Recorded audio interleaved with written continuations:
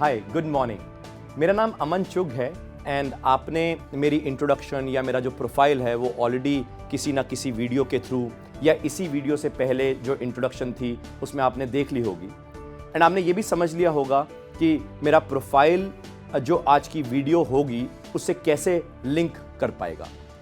ये वीडियो, जैसे कि आपने हेडिंग देखी होगी, ये वीडियो का मेन ऑब्जेक्टिव है आप तक ये इंफॉर्मेशन पहुंचाना कि हेजिंग पॉलिसी या डेरिवेटिव्स से अच्छी तरह हेजिंग करना कितना ज़रूरी है, कितना इंपॉर्टेंट है। इनफैक्ट जो भी फॉरेन एक्सचेंज की हेजिंग है या कमोडिटीज़ की हेजिंग है वो इतनी इंपॉर्टेंट है कि नॉर्मल बिजनेस में बाकी फंक्शंस बैक सीट ले सकते हैं, मगर अगर आप हेजिंग नहीं कर रहे डेरिवेटिव्स के थ्रू तो इतनी ज़्यादा वॉलेटिलिटी जो मार्केट्स में है उसके कारण आपके लॉसेस ज़्यादा हो सकते हैं। जितना आप अपने लॉसेस को कम नहीं कर सकते तो जिसके कारण आपके जितने प्रॉफिट्स हैं वो सारे वाइप ऑफ हो जाएंगे। इनफैक्ट यहां पे मैंने कुछ पॉइंटर्स लिखे हैं ताकि मैं हर पॉइंटर वाइज पॉइंटर आपको एक्सप्लेन कर पाऊं कि इस वीडियो का क्या सीरीज है। वर्ल्ड फाइनेंशियल मार्केट्स वॉलेटिलिटी, आप ये देख रहे हैं और ये देख भी चुके हैं कि 2008 से मार्केट्स में बहुत वॉलेटिलिटी है। वॉलेटिलिटी को मेजर करने के लिए कई मेजर्स होते हैं, कई इंडेक्सेस होते हैं, मगर देसी भाषा में या सिंपल लैंग्वेज में ये हमें समझ आता है कि डॉलर रुपी 40 रुपीज़ था अंदाजन 2008 में, फिर 51 तक चला गया अंदाजन 2009 तक, फिर उसके बाद वापस 45 आ गया 2010 में, फिर 2011 में अंदाजन फिर 55 चला गया, यानी कि 60, 65, फिर 67, आज के डेट में भी 67 के आसपास खड़ा हुआ है। और मार्केट में इतनी वॉलेटिलिटी सिर्फ डॉलर रुपी में नहीं है, ये मार्केट में volatility steel, iron, copper, gold, share market, equity market, यानी कि हर मार्केट्स में इतनी वॉलेटिलिटी है। इतनी ज़्यादा वॉलेटिलिटी, इनफैक्ट अगर हम बिजनेस करते हैं तो बिजनेस में हमें एक वॉलेटिलिटी जो मारती है वो है कमोडिटी की मार्केट, यानी कमोडिटी की वॉलेटिलिटी, जैसे स्टील की वॉलेटिलिटी, आयरन की वॉलेटिलिटी, कॉपर की वॉलेटिलिटी, यानी ये सारे प्राइसेस जो कमोडिटीज़ के हैं वो इतने वॉलेटाइल हो गए हैं कि हमें आइडली अपने आप को बचाना नहीं आ रहा। सिमिलरली इतना ज़्यादा फॉरेन एक्सचेंज की वॉलेटिलिटी हो गई है कि अगर हम इंपोर्ट करते हैं स्टील या इंपोर्ट करते हैं आयरन या इंपोर्ट करते हैं कॉपर एक्सेट्रा, और साथ में हम डॉलर रुपये की वॉलेटिलिटी भी अगर मेजर करने लग जाएं तो हमारे को बहुत ज़्यादा चैलेंजेस हो जाते हैं। सिमिलरली अगर हम एक्सपोर्ट करते हैं अपना माल, यानी माल बना के जब हम एक्सपोर्ट करते हैं तो अल्टीमेटली फॉरेन एक्सचेंज की वॉलेटिलिटी हमें फिर परेशान करती है। इसका मतलब ये मार्केट्स में, फाइनेंशियल मार्केट्स में बहुत ज़्यादा वॉलेटिलिटी। इनफैक्ट अगर आप ध्यान से देखें, वर्ल्ड की टोटल जीडीपी अंदाजन 75 ट्रिलियन डॉलर्स है, यानी कि वर्ल्ड में जो final value of goods and services produce होता है एक साल में, अंदाजन 75 trillion dollar last year calculate हुआ, जिसमें से वर्ल्ड में यूरोपियन इकोनॉमी यानी कि 18 ट्रिलियन डॉलर की इकोनॉमी रिसेशन में है। यूके इकोनॉमी 4 ट्रिलियन डॉलर की इकोनॉमी रिसेशन में है। जापान 5 ट्रिलियन डॉलर की इकोनॉमी पिछले 16 साल से रिसेशन में है। इनफैक्ट यूएस 17 ट्रिलियन डॉलर की इकोनॉमी, वो भी रिसेशन में थी, अभी थोड़ी बहुत रिसेशन से बाहर आई है, मगर अभी मैसिव ग्रोथ नहीं दी उसने। और चाइना 11 ट्रिलियन डॉलर की इकोनॉमी, उसमें स्लो डाउन हमें दिख रहा है।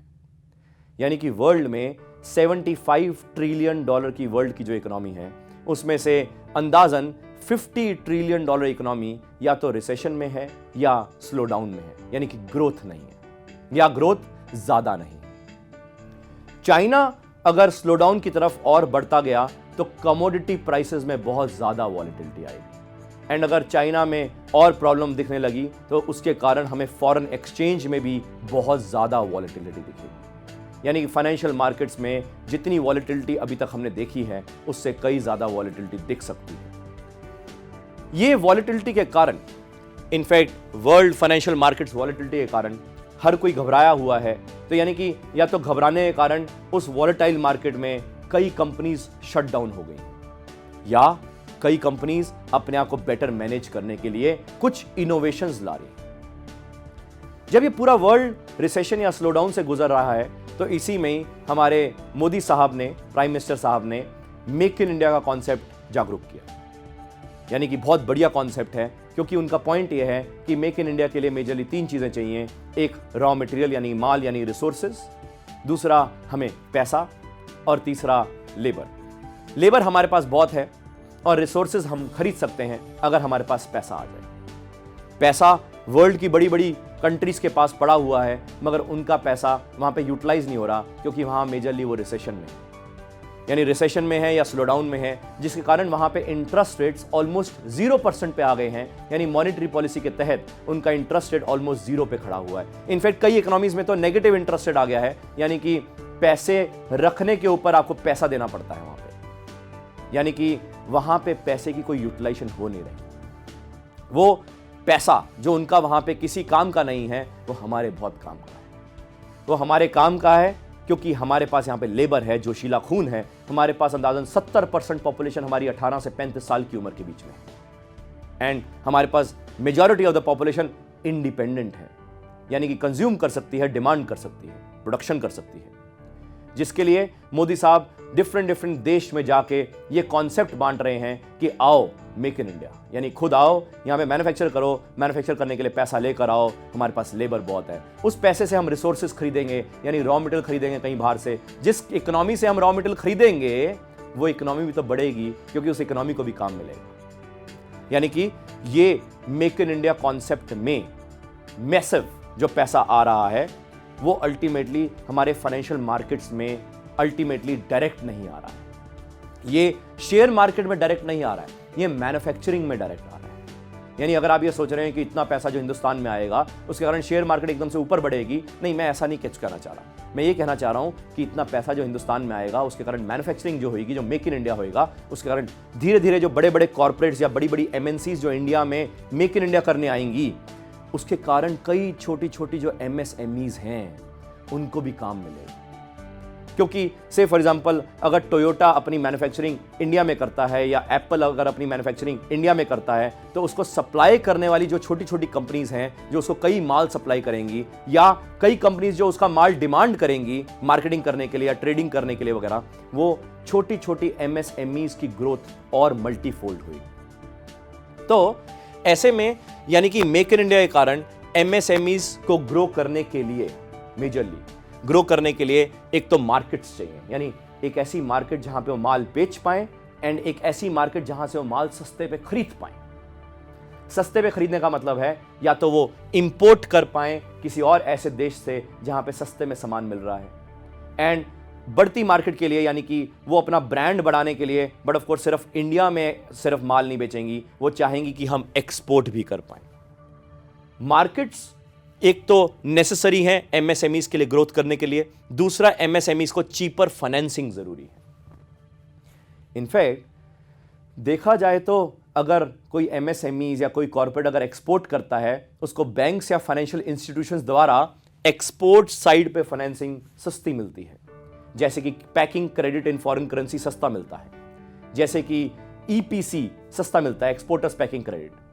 यानी कि अगर कोई कंपनी इंडिया से एक्सपोर्ट करती है, उसको एक्सपोर्ट साइड के कारण फाइनेंसिंग सस्ती मिलती है। हाँ, इसके अलावा भी कई बेनिफिट्स हैं जैसे टैक्सेशन में होते हैं, मगर मैं फाइनेंसिंग की बात कर रहा हूं, फाइनेंसिंग भी सस्ती मिलती है। सिमिलरली अगर कोई कंपनी बाहर से इंपोर्ट करती है, उसको इंपोर्ट साइड करने के लिए भी फाइनेंसिंग सस्ती मिलती है, जिसको हम बायर्स क्रेडिट के नाम से जानते हैं, सप्लायर्स क्रेडिट के नाम से जानते हैं, यानी ये भी सस्ती फाइनेंसिंग मिलती है। सिमिलरली सिंस बाहर पैसा फालतू में पड़ा हुआ है, कोई यूटिलाइज नहीं हो पा रहा, तो अगर इंडियन कंपनीज या इंडियन कॉर्पोरेट्स या MSMEs को अगर बाहर से फंडिंग मिल जाए, फॉरेन फंडिंग मिल जाए, जिसको हम एक्सटर्नल कमर्शियल बोरोइंग्स बोलते हैं, वो भी हमें प्रोजेक्ट फाइनेंसिंग साइड पे सस्ती मिलेगी। यानी कि हाँ, ये जो सस्ती फाइनेंसिंग हमें मिल रही है एक्सपोर्ट करने के लिए या इंपोर्ट करने के लिए या प्रोजेक्ट लगाने के लिए, ये मेजरली आप देख पा रहे हैं कि ये फॉरेन फंडिंग है। और ये जो फॉरेन फंडिंग है, फॉरेन में फंडिंग मिलेगी तो फॉरेन में ही तो फंडिंग को आप वापस करेंगे, यानी कि फॉरेन एक्सचेंज इन्वॉल्व होगा। सिमिलरली अगर आप एक्सपोर्ट या इंपोर्ट करना चाहते हैं, जिसके लिए आपको मेजरली फॉरेन एक्सचेंज ज्यादा इन्वॉल्व रहेगा। इसका मतलब यह है कि अगर आप एक्सपोर्ट करेंगे तो फॉरेन एक्सचेंज की नॉलेज जरूरी है। एक्सपोर्ट इसलिए करेंगे क्योंकि आपको वर्ल्ड में बेटर एक्सपेंशन करना है, एंड प्लस आपको सस्ती फाइनेंसिंग लेनी है। और अगर आप इंपोर्ट करेंगे तो भी आपको फॉरेन एक्सचेंज की नॉलेज लेनी है, क्योंकि अगर आप इंपोर्ट नहीं करेंगे तो आपको चीपर फाइनेंसिंग नहीं मिलेगी या आपको चीपर सामान नहीं मिलेगा, जिसके लिए आपको इंपोर्ट भी करना पड़ेगा। और अगर आप फॉरेन से लोन लेंगे, यानी कि सस्ते पे लोन लेना चाहते हैं, तो जिसके लिए आपको फिर फॉरेन एक्सचेंज की नॉलेज जरूरी है। यानी कि फॉरेन मार्केट्स के कारण फॉरेन फाइनेंसिंग चाहिए, जिसके लिए आपको हेजिंग यानी कि फॉरेन एक्सचेंज की मूवमेंट से बचने के लिए औजार चाहिए। यानी अपने आप को हेज करना बहुत जरूरी है, क्योंकि जब इतनी मार्केट्स में वॉलेटिलिटी हो रही है और होगी, उसके कारण फॉरेन एक्सचेंज, कमोडिटी सब हिलेंगे। तो फिलहाल मैं फॉरेन एक्सचेंज के बारे में बात कर रहा हूं। यानी फॉरेन एक्सचेंज अगर इतना हिलेगा, यानी डॉलर रुपी में इतनी ज्यादा चॉपीनेस रहेगी, यूरो डॉलर में बहुत ज्यादा चॉपीनेस रहेगी, पाउंड डॉलर में बहुत चॉपीनेस रहेगी, डॉलर येन में बहुत चॉपीनेस रहेगी, तो अगर ये सारी करेंसीज में इतनी ज्यादा चॉपीनेस रहेगी, तो उसके कारण आपको ये चॉपीनेस से बचने के लिए प्रॉपर हेजिंग करने की नॉलेज लेनी पड़ेगी, या प्रॉपर कंसल्टेंट लेने पड़ेंगे जो आपको ये हेजिंग करवा पाए या कर पाए आपके बिहाफ पे। एग्जिस्टिंग सिनेरियो हेजिंग में क्या है? सो नॉर्मली हम ये सोचते हैं कि हेजिंग का मतलब अल्टीमेटली सिंपल है, फॉरवर्ड बुक कर लेते हैं। यानी कि हम ये कहते हैं देखो जी, फ्यूचर का प्राइस तो किसी को पता नहीं है, तो इसलिए ऐसा करते हैं फ्यूचर का प्राइस हम आज ही फिक्स कर लेते हैं, चाहे बैंक से चाहे एक्सचेंज से। यानी हम या तो फॉरवर्ड ले लेते हैं या फ्यूचर ले लेते हैं। मगर हेजिंग का मतलब सिर्फ हेजिंग थ्रू फॉरवर्ड्स नहीं होता। हमें ये बचपन से ऐसा सिखाया जाता है कि फॉरवर्ड सबसे सेफ है या फॉरवर्ड्स ही ले लो। इनफैक्ट एक्सपोर्टर कहता है फॉरवर्ड बुक कर लो, बस और कुछ लेने की जरूरत नहीं है। और इंपोर्टर कहता है फॉरवर्ड क्यों लेना, क्योंकि फॉरवर्ड तो ज्यादा ही रेट का मिलता है, देखी जाएगी जो मार्केट में होगा। यानी कई क्लाइंट्स या तो फॉरवर्ड बुकिंग करते हैं या कई क्लाइंट्स बिल्कुल कुछ नहीं करते। यानी कि हेजिंग के नाम पे जो क्लाइंट्स हेजिंग करते हैं वो सिर्फ फॉरवर्ड्स करते हैं, एंड हेजिंग जो नहीं करते हैं वो कहते हैं हमें कुछ करने की जरूरत ही नहीं है, क्योंकि हमें हेज करके क्या फायदा, जब अल्टीमेटली हम हेज करें या ना करें तो लॉसेस तो होते ही हैं। यानी कईयों की ये भी मिसकंसेप्शन है कि अगर हेज करते हैं तो लॉसेस होता है और हेज नहीं करते तो भी लॉसेस होता है। मगर पॉइंट ये है, हेज करते हैं तो लॉसेस होता है या हेज नहीं करते तो लॉसेस होता है, वो इसलिए क्योंकि विदाउट नॉलेज करते हैं, विदाउट साइंटिफिक नॉलेज करते हैं। ऐसा नहीं है कि जो हेज करते हो उसको लॉस होता है या जो हेज नहीं करता उसको लॉस नहीं होता, ऐसा कुछ नहीं है। मगर ये सब समझने के लिए आपको प्रॉपर नॉलेज लेनी पड़ेगी कि साइंटिफिकली हेजिंग कैसे करते हैं, क्योंकि हेजिंग का मतलब सिर्फ फॉरवर्ड नहीं है। यानी कि ये तो हमें बताया जाता है कि हेजिंग का मतलब फॉरवर्ड ले लो। इसका मतलब कुछ मिथ्स हैं हेजिंग थ्रू डेरिवेटिव्स करने के। कई लोग कुछ अजम्पशन लेके बैठे हुए हैं। पहली अजम्पशन है वो कहते हैं फॉरवर्ड्स के बियॉन्ड कुछ नहीं होता। नहीं, ऐसा नहीं है। फॉरवर्ड्स के बियॉन्ड कई चीजें हैं, जैसे ऑप्शंस है, ऑप्शंस की स्ट्रेटेजीज है। हाँ, बट ऑफ कोर्स हमें यह सिखाया जाता है कि ऑप्शंस तो महंगी मिलती हैं, ऑप्शन से तो लॉस हो जाता है। ऐसा नहीं है। जो आपको बताता है कि ऑप्शन से लॉस हो जाता है या ऑप्शन से लॉस हुए हैं लोगों के, या ऑप्शंस में नॉर्मली बहुत ज्यादा चार्जेस होते हैं, ये सब गलत है। आपने खुद आजमाया नहीं। मेजरली जिनके ऑप्शंस में लॉसेस हुए हैं उन्होंने ऑप्शंस डॉलर रुपी के ऊपर नहीं करी, उन्होंने ऑप्शंस किसी और करेंसीज पे करी, जैसे डॉलर स्विस फ्रैंक, जैसे डॉलर येन। यानी उन्होंने कुछ एग्जॉटिक स्ट्रक्चर्स करे थे इंडिया में, जिसके कारण उनको लॉसेस हुए। ऑप्शंस डॉलर रुपी के ऊपर लॉसेस नहीं हुए। एंड जिन क्लाइंट्स को फॉरवर्ड्स में लॉसेस हुए, उन्होंने फॉरवर्ड कवर 3 या 6 महीने का जो वर्किंग कैपिटल साइकिल होता है उसको हेज नहीं किया, उन्होंने 3-3 साल का फॉरवर्ड लिया, 5-5 साल का फॉरवर्ड लिया, इसलिए उनको लॉसेस हुए। और जिन्होंने कुछ भी नहीं किया उनको वैसी लॉसेस हुए, क्योंकि वो वैसी नेकेड पोजीशन में खड़े हुए थे। यानी they were not covered against derivatives through derivatives. So options are costly और लीड टू लॉसेस। ये भी एक मिथ है जो कि मैंने आपको आंसर दिया कि ऑप्शंस डॉलर रुपी के ऊपर लॉसेस नहीं हुए किसी को। मेजरली जिनको लॉसेस हुए ऑप्शंस में या डेरिवेटिव्स में, वो उनको हुए जिन्होंने डॉलर स्विस फ्रैंक के ऊपर या डॉलर येन के ऊपर बड़े बड़े एग्जॉटिक स्ट्रक्चर्स करे थे। सिमिलरली हम ये कहते हैं भाई हमारे पास तो टाइम है नहीं, we don't have time and others we can't hire. यानी हमारे पास टाइम है नहीं और अपने पास इतना पैसा भी नहीं है कि हम किसी कंसल्टेंट को पकड़ पाएं, या कंसल्टेंट या सीए वगैरह वगैरह। इनफैक्ट हम तो ये भी कहते हैं कि किसी को प्रेडिक्ट करने की क्षमता ही नहीं है, कोई प्रेडिक्ट मार्केट में जब कर ही नहीं सकता तो भाई हमें कंसल्टेंट लेने की जरूरत क्या है।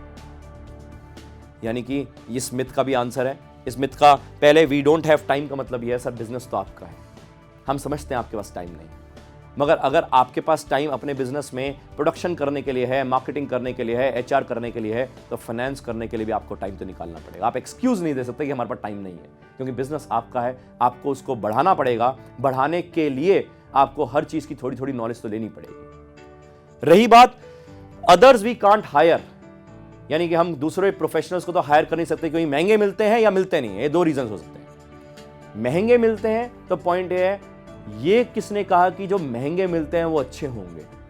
क्या पता आपके पास जो मिलने आ रहा हो वो महंगा हो और आपको लगता है यार ये तो कंसल्टेंट बड़े महंगे होते हैं तो इसलिए हम लेते ही नहीं। आपने कभी एक्सप्लोर ही नहीं किया। दूसरा, हमें ये लगता है कि हमें हायर करने की जरूरत क्या है क्योंकि मार्केट में मिलते ही नहीं है। हाँ, अब इसका आंसर देता हूं। इसका आंसर बहुत इंपॉर्टेंट है सर। ये बहुत इंपॉर्टेंट स्टेटमेंट है जो मैं देने जा रहा हूं। ये जो हेजिंग है ना, जो फॉरेन एक्सचेंज की हेजिंग होती है वो मेजरली या तो एक्सचेंज से होती है या बैंक से होती है। मगर एक्सचेंज से हेजिंग में ज्यादा वॉल्यूम नहीं है, ज्यादा लिक्विडिटी नहीं है। सो हेजिंग जो एक्सचेंज से होती है उसका वॉल्यूम बहुत थोड़ा है, यानी कि अंदाजन 2% का वॉल्यूम होगा। मगर जो हेजिंग बैंक के साथ होती है वो उसका वॉल्यूम बहुत बड़ा है, 98% वॉल्यूम। मगर बैंक के साथ जो हेजिंग होती है, उस हेजिंग की जो असली नॉलेज होती है वो डेरिवेटिव्स के एक्सपर्ट होते हैं, जिस आदमियों को हम बोलते हैं ट्रेजरी डिपार्टमेंट वाला आदमी। यानी जैसे अगर आपने मेरा प्रोफाइल देखा हो तो बट ऑफ कोर्स मैंने ट्रेजरी डिपार्टमेंट में बहुत ज्यादा काम किया, बहुत ज्यादा एक्सपीरियंस लिया है एंड बड़े बड़े कॉर्पोरेट्स को मैनेज करके एक्सपीरियंस लिया है। सो नॉर्मली जो डेरिवेटिव्स के एक्सपर्ट होते हैं बैंक में वो ट्रेजरी डिपार्टमेंट में होते हैं, और पूरे हिंदुस्तान में ट्रेजरी डिपार्टमेंट अंदाजन 400 से 450 लोग ही काम करते हैं। इसका मतलब ये, आप जिनसे भी डील करते होंगे बैंक में वो मेजरली ट्रेजरी के नहीं होते होंगे। वो मेजरली या तो आपका रिलेशनशिप मैनेजर होता होगा, या ब्रांच मैनेजर होता होगा, या ब्रांच ऑपरेशन मैनेजर होता होगा, या ट्रेड डेस्क ऑफिसर होता होगा, जिनको नॉलेज नहीं है। और जिनको नॉलेज है वो आपसे नॉर्मली इंटरेक्ट करते नहीं होंगे। यानी कि डेरिवेटिव्स की असली नॉलेज जिनको है वो डेफिनेटली लोग हैं। एंड आपको ये एग्जांपल इसलिए बता रहा हूं कि जो डेरिवेटिव्स के जो लोग हैं वो नॉर्मली हर बैंक में 40% उस बैंक का जो प्रॉफिट होता है वो नॉर्मली वो ट्रेजरी वाला आदमी कमा के देता है। यानी कि अगर एक बैंक में 100 एम्प्लॉइज हैं तो 100 में से ट्रेजरी में सिर्फ 1 या 2 होंगे, एंड वो 1 या 2 उस बैंक का जो प्रॉफिट होएगा उसका 40% ये 1 या 2 कमा के दे रहे होंगे। यानी अंदाजन 1 या 2% लोग सिर्फ ट्रेजरी में होते हैं पूरे बैंक में, और वो 40% का प्रॉफिट कमा के देते हैं। यानी अगर 40% का प्रॉफिट कमा के देते हैं डेरिवेटिव्स के थ्रू, यानी कि इसका मतलब ये कुछ ना कुछ तो उनको समझ होगी मार्केट्स के बारे में। मगर उनको जो समझ है या जो उनको नॉलेज है वो कभी हम तक पहुंचती नहीं है, क्योंकि हमारे तक कोई पहुंचाने वाला होता नहीं है, क्योंकि वो खुद आदमी किसी को वो नॉलेज देना नहीं चाहता। वो इसलिए नहीं देना चाहता क्योंकि सोचता है मैं किसी और को नॉलेज क्यों दूं। एंड जिसके कारण जिनसे आप इंटरेक्ट करते हैं या जिनको आप कंसल्टेंट मानते हैं, जो फॉरेन एक्सचेंज के कंसल्टेंट आपको मार्केट में मिलते हैं, वो ट्रेजरी के आदमी नहीं होते। वो नॉर्मली उन्होंने थ्योरेटिकली या कुछ पढ़ाई पुढ़ी कर ली होती है एंड अल्टीमेटली वो फॉरेन एक्सचेंज कंसल्टेंट बन जाते हैं। वो ट्रेजरी के आदमी नहीं होते। आप चेक कीजिए, जिसने ट्रेजरी में काम किया हो, डेरिवेटिव्स डिपार्टमेंट में काम किया हो, जिसने बड़े बड़े कॉर्पोरेट क्लाइंट्स को मैनेज किया हो, उसको असली नॉलेज होगी एंड वो डेफिनेटली आपके लिए पैसा बना के दिखा सकता है, या पैसा बना के ना सही पैसा बचा के दिखा सकता है। यानी आपके लिए प्रॉपर्ली हेजिंग कर सकता है। यानी कि डेरिवेटिव्स की रियल नॉलेज बहुत कम लोगों के पास है, मगर वो शेयर नहीं करते। यानी कि नॉर्मली मार्केट में कोई इसके बारे में नॉलेज प्रकट नहीं करता। बट ऑफ कोर्स जैसे आपने मेरा प्रोफाइल देखा, मैं all over world only author हूं जिसने फॉरेन एक्सचेंज डेरिवेटिव्स के ऊपर किताब लिखी है, जो कि किताब पियर्सन ने पब्लिश करी है। और ये किताब को रिव्यूज देने वाले बड़े बड़े कॉर्पोरेट्स के ट्रेजरी हेड्स हैं, जैसे कि Reliance industries, Larsen Toubro, Indian oil, Maruti, GMR, doctor Reddy's वगैरह वगैरह। बट ऑफ कोर्स RBI के भी एक जनरल मैनेजर साहब ने इसके ऊपर रिव्यू दिया है। But of course ministry of finance के भी जॉइंट सेक्रेटरी साहब ने इसके ऊपर रिव्यू दिया है। और ये इंटरनेशनली अक्लेम्ड फर्स्ट बुक है, एंड जो कि इंडिया में majority of the colleges and majority of the corporates में सब्सक्राइब्ड है। सो यानी कि पॉइंट ये है कि फॉरेन एक्सचेंज डेरिवेटिव्स के ऊपर mine is the first book जो अल्टीमेटली फॉरेन एक्सचेंज डेरिवेटिव्स के ऊपर लिखी गई है। बट ऑफ कोर्स मैंने नॉलेज शेयर करने की कोशिश करी है इस बुक के द्वारा। हेजिंग तो रिक्वायर्ड है, मगर साइंटिफिकली रिक्वायर्ड है। यानी हेजिंग का मतलब ये नहीं कि बस जी ओ जी आज कॉन्ट्रैक्ट किया फॉरवर्ड ले लिया, नहीं। हेजिंग का मतलब यह है कि अगर आप हेजिंग कर रहे हैं तो आप चेक कीजिए कि आज फॉरवर्ड लूं या कल लूं या 3 दिन बाद लूं या 10 दिन बाद लूं, या फॉरवर्ड लूं या ना लूं। या फॉरवर्ड लूं या ऑप्शन लूं या ऑप्शन स्ट्रेटेजी लूं, या 50% फॉरवर्ड से करूं, 30% ऑप्शन से करूं, 20% कोई ऑप्शन स्ट्रेटेजी से करूं, यानी सारे आंसर्स, यानी कि कितना हेज करूं, कब करूं, किससे करूं, यानी कि कौन से प्रोडक्ट से हेजिंग करूं, कितनी देर के लिए करूं, कितनी देर पे निकल जाऊं, ये सब क्वेश्चंस जो हैं ये रिस्क मैनेजमेंट पॉलिसी के पार्ट होते हैं। और ये रिस्क मैनेजमेंट पॉलिसी डायनेमिकली बनाई जानी चाहिए। डायनेमिकली का मतलब है, रिस्क मैनेजमेंट पॉलिसी का मतलब नहीं है कि एक डॉक्यूमेंट बना दिया, लो साहब ये डॉक्यूमेंट आपका बना दिया, बस इसको फॉलो करना। नहीं, मार्केट्स जब इतनी वॉलेटाइल हैं, हर रोज हिलती हैं, तो आप डॉक्यूमेंट बना के कैसे उसको दे सकते हैं। यानी कि डॉक्यूमेंट के साथ साथ उसकी इंप्लीमेंटेशन हर दिन हर पल चेंज होनी चाहिए। बट ऑफ कोर्स जिसको इसकी नॉलेज होगी वही कर पाए, ये मैं मानता हूं। रिस्क मैनेजमेंट पॉलिसी आरबीआई द्वारा कंपलसरी डॉक्यूमेंट है जो भी डेरिवेटिव्स करता है। बट ऑफ कोर्स एमएसएमईज के लिए भी ये कंपल्शन आ जाएगी। अभी तक क्या होता है, जो भी डेरिवेटिव्स करता है, चाहे फॉरवर्ड्स करता है, चाहे ऑप्शंस करता है, सिर्फ लिख के देता है कि हाँ जी हाँ मेरे पास रिस्क मैनेजमेंट पॉलिसी है। बैंक्स आपसे साइन करवाते हैं और आप साइन करके भी देते हैं कि हमारे पास रिस्क मैनेजमेंट पॉलिसी है और अगर जरूरत पड़े तो हमसे मांग लेना। मगर आपने तो कभी रिस्क मैनेजमेंट पॉलिसी बनाई नहीं होगी, और आपके जो चार्टर्ड अकाउंटेंट या कंसल्टेंट है उनको बनानी आती नहीं होगी, और जिनको बनानी आती होगी वो अल्टीमेटली रिस्क मैनेजमेंट पॉलिसी आपको थ्योरेटिकली दिखा रहे होंगे। और जो डायनेमिकली रिस्क मैनेजमेंट पॉलिसी बनती है वो मार्केट में वो ट्रेजरी वाले लोगों को आती है, एंड उनको सिंस आती है उन्होंने किसी को सिखाई नहीं है, जिसके कारण मार्केट में बस ऐसी चल रही है मार्केट। इसका मतलब ये रिस्क मैनेजमेंट पॉलिसी आरबीआई और बैंकों द्वारा कंपल्शन है, जिसके लिए हम सिर्फ साइन करके देते हैं बट हमारे पास होती नहीं है, जिसके लिए होनी जरूरी है। रिस्क मैनेजमेंट पॉलिसी होनी बहुत जरूरी है और वो साइंटिफिकली मैनेज भी होनी चाहिए। So risk management policy formulation should be done by expert. इसलिए इस वीडियो के थ्रू मैं आइडली आपसे ये दरखास्त करना चाहता था, रिक्वेस्ट करना चाहता था, आप फोर्सफुल रिक्वेस्ट मान लीजिए या हाथ जोड़ के रिक्वेस्ट मान लीजिए, कि अल्टीमेटली आपको रिस्क मैनेजमेंट पॉलिसी या हेजिंग वगैरह करने की नॉलेज के ऊपर चलना पड़ेगा, इस जर्नी के ऊपर चलना पड़ेगा।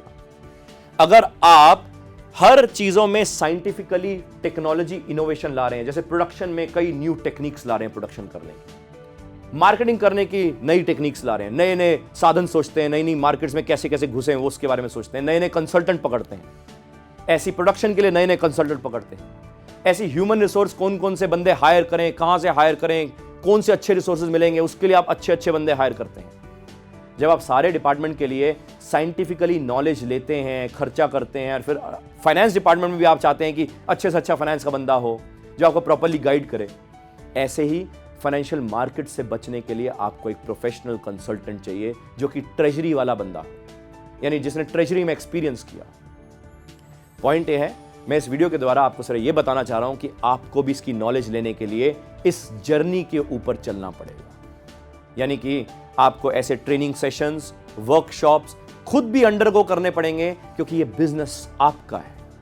अगर आप अपने बिजनेस में ये सारी चीजों की नॉलेज लेते हैं तो हेजिंग पॉलिसी की नॉलेज क्यों नहीं।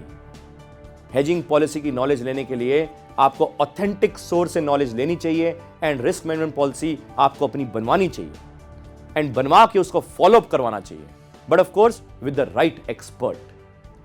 इतने मार्जिन्स आप लूज करते हैं सिर्फ फॉरेन एक्सचेंज वॉलेटिलिटी के कारण और कमोडिटी वॉलेटिलिटी के कारण। आप फाइनेंसिंग में आधे आधे % के लिए बैंक से या बैंक चेंज कर देते हैं, यानी कि आधे % के लिए हम बैंक चेंज कर देते हैं। 1% की फाइनेंसिंग सस्ती लेने के लिए हम पता नहीं क्या क्या नहीं कर देते, इतना पैसा खर्च देते हैं किसी ना किसी चार्टर्ड अकाउंटेंट या कंसल्टेंट को वो फाइनेंसिंग करवाने के लिए। मगर जहां पे आपके डायरेक्ट प्रॉफिटेबिलिटी बढ़ सकती है या प्रॉफिट कम होना बच सकता है, उसके ऊपर हम क्यों नहीं पैसा खर्चते। सो शुरुआत में हम सारों को ये ट्रेनिंग वर्कशॉप्स अंडरगो करनी चाहिए, एंड जब आपको लगे कि हां इस आदमी को नॉलेज है और इसको वाकई में बनाना आता है, यानी ये थ्योरेटिकल बात नहीं कर रहा, प्रैक्टिकल बात कर रहा है, तो डेफिनेटली आपको मौका देके उसको एक कंसल्टेंसी रूप में उसको एक कॉन्ट्रैक्ट देना चाहिए। सो मुझे लगता है कि आपको इस वीडियो से थोड़ा बहुत क्लैरिटी आई होगी कि मैं इस मार्केट्स के बारे में, इस हेजिंग पॉलिसी के बारे में, इस डेरिवेटिव्स के बारे में मैं क्या कहना चाह रहा था। सो आप मेरा प्रोफाइल फर्दर www.amanchukca.com पे भी देख सकते हैं। Thank you very much.